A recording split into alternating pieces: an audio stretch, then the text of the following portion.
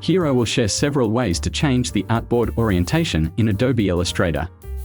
First, click the Artboard tool or press Shift-O. Then open Properties and change here. Press Escape to exit. The second way is through Properties and click Edit Artboard.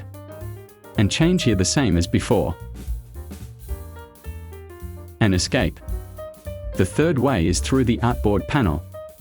And click here and click Artboard Options. Change here. Finished.